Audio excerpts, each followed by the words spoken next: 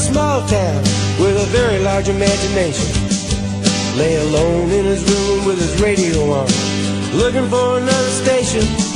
And when the static from the mouthpiece gave way to the sound below, James Dean went out to Hollywood and put his picture in a picture show.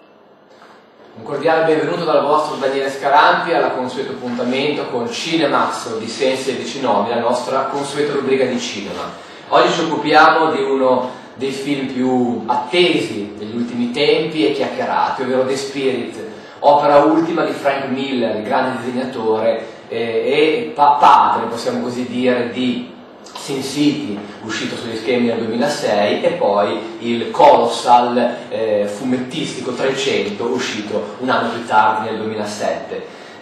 Frank Miller porta sullo schermo l'esperienza di un grande fumettista del passato, ovvero Will Eisner, che aveva appunto prodotto questa serie The Spirit.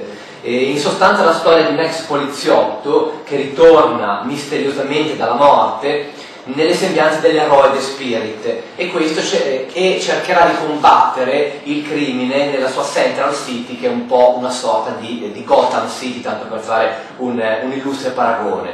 Il suo nemico è lo spietato Octopus, che però ha un progetto ben diverso, anzi diametralmente opposto a quello di The Spirit, ovvero spazzare via la loro amata città Central City e coronare il suo folle sogno di immortalità. Nel frattempo, complicazione, The Spirit, il nostro eroe, si troverà a fronteggiare anche uno stuolo di stupendi, di bellissime donne, ora intenzionate a sedurlo, ora ad amarlo, ora ad ucciderlo. Un'opera che riprende, che si pone sul solco di quelle precedenti appena citate, ovvero Sin City e 300, sia dal punto di vista della computer grafica, sia dal punto di vista dell'ambientazione e anche dell'uso proprio delle tecniche cinematografiche. A mio parere sicuramente rispetto alle due opere precedenti un po' meno forte, con un impatto un po' meno accentuato e soprattutto un pochino più povera di contenuti.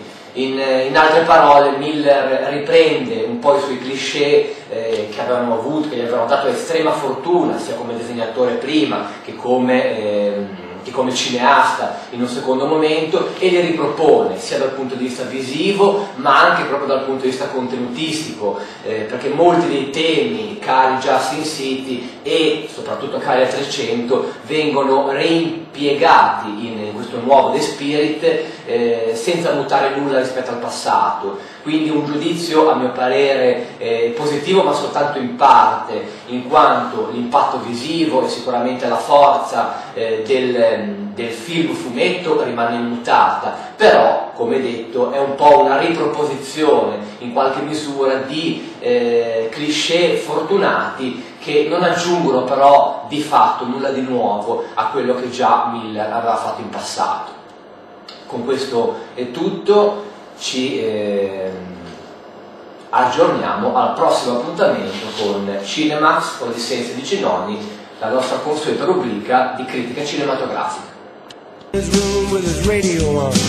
Looking for another station, when the static from the mouthpiece gave way to the sound below, James Dean went out to Hollywood and put his picture in a picture show.